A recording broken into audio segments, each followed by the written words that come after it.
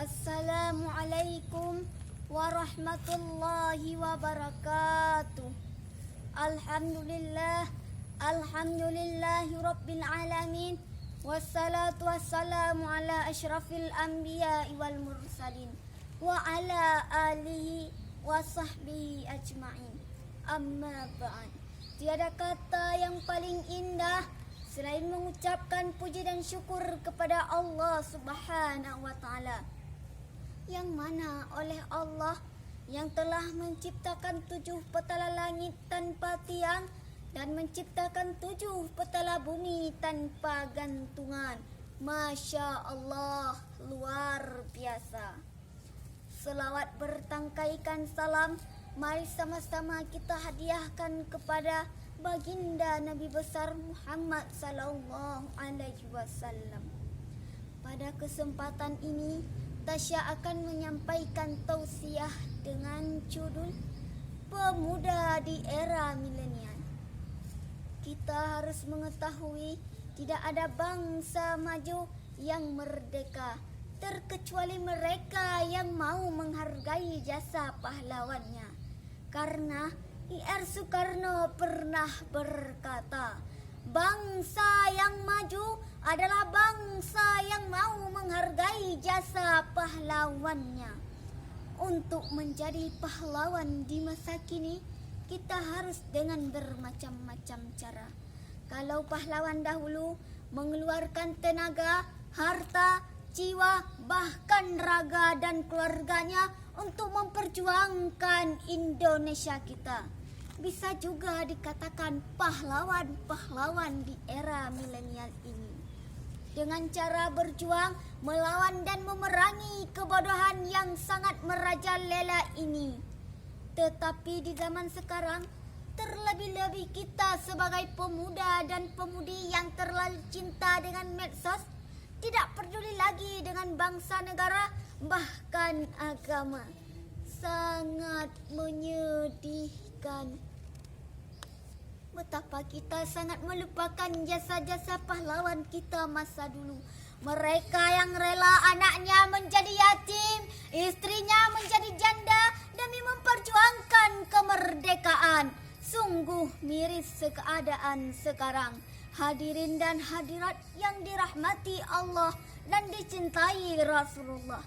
Maraknya arus informasi yang menjadi tren di era globalisasi membuat pemuda-pemuda yang dulunya masih tradisional sekarang menjadi radikal dan ribelar.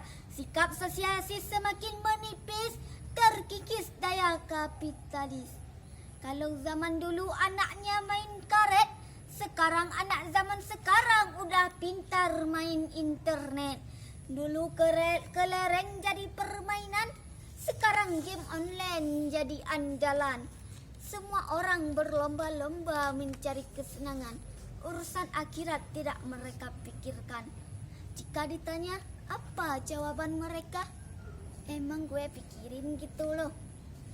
Ikhwan dan akhwan, jika kita berbicara tentang era globalisasi, tentunya ada banyak sekali dampaknya yang positif. Orang-orang semakin hebat, informasi semakin cepat didapat, bahkan bisa juga dicari detik ini juga. Tapi ingat saudara, carut-marutnya keadaan, kebaikan yang tak lagi diakui, bahkan keburukan yang diagung-agungkan. Tontonan menjadi tuntunan hoax yang terbesar luas. Itu semua adalah sisi negatif di era modern ini.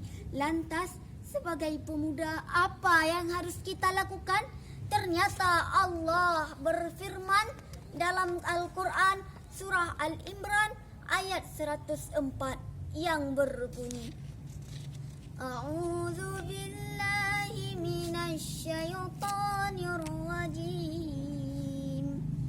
Bismillahirrahmanirrahim.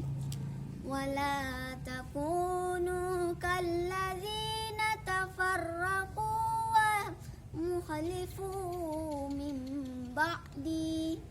Jadi kita sebagai pemuda hendaklah menyingsingkan lengan, rapatkan barisan, gerakkan ma'ruf nahi mungkar.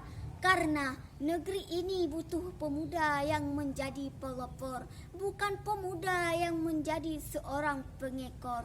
Negeri ini tidak hanya butuh pemuda yang pintar mengkaji, tapi butuh juga pemuda yang pandai mengkaji masalah yang ada. Semoga kita termasuk pemuda yang mampu mengharumkan nama bangsa, negara dan agama dengan cara meraih prestasi yang tidak lagi dipikirkan pada masa kini. Sebab the young today is the leader tomorrow. Pemuda hari ini pemimpin masa depan. Karena maju dan mundurnya suatu negara terletak pada tangan pemuda. Oleh karena itu hadirin, dari uraian yang Tasya sampaikan tadi dapat kita tarik kesimpulan. Negara yang lemah menjadi penonton dan bergantung pada negara maju lainnya. Dengan itu, mari kita bangkit untuk mengukir prestasi. Jangan lagi duduk diam sendiri. Hanya ini yang dapat Tasya sampaikan. Tasya akhiri dengan Assalamualaikum warahmatullahi wabarakatuh.